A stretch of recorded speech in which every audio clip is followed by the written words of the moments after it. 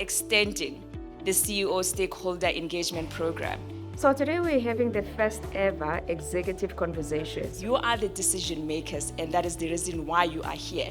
You are aware of the challenges that we are facing as a sector, and the solutions are actually in your hands. So hence you are here. What is really, really important for us is how do we work together to ensure that we grow the sector? How do we innovate? How do we ensure that we empower those that are in the employ of the organization?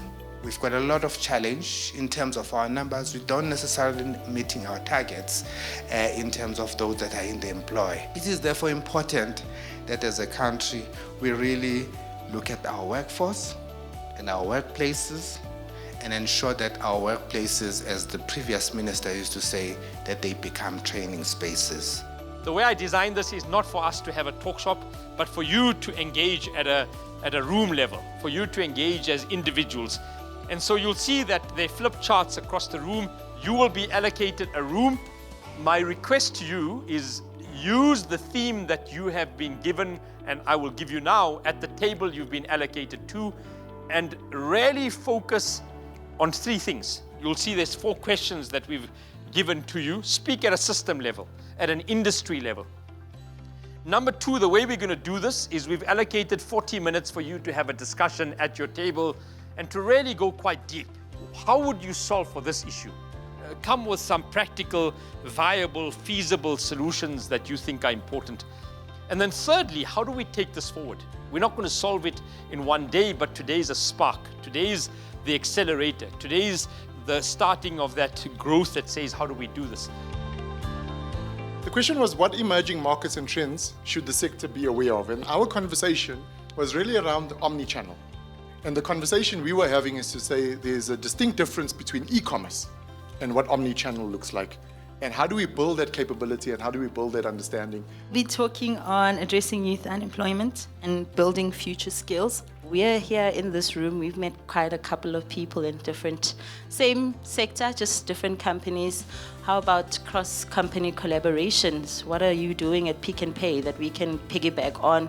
What are we doing at Norcross that you can piggyback on? If you ask anyone in high school whether or not they want to work in an Edgar's or in a retail space, they won't mention that because there's no guidance. But if there's a collaboration between the SETA, the employers and the TVET colleges and even the formal universities during career days and things like that, that can actually work. The other element that we looked at is whether we as bigger retailers or bigger doors can move operations out, further out to create more jobs in terms of logistics and manufacturing, and make it more accessible for rural development and where we view expansion might be coming in.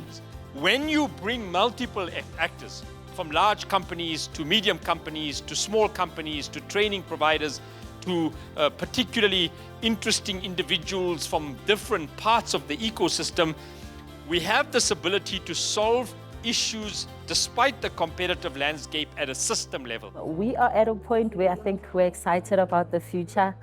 Conversations that were had in today's meetings were, I think, an eye-opener.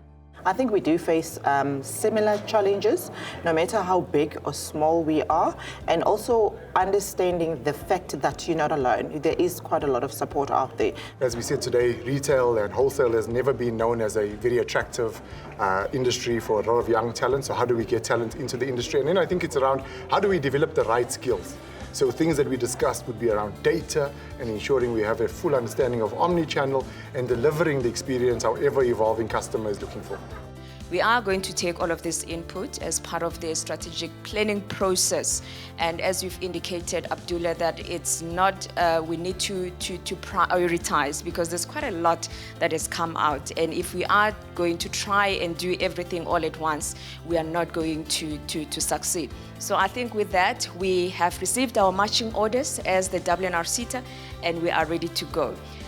It's not just a conversation that I guess is the SETA's responsibility. Some of the discussions that we had here, we can implement in our own private spaces. And from here onwards, it's action, action, action. I think it affords an opportunity for us to say we don't need to solve these things alone.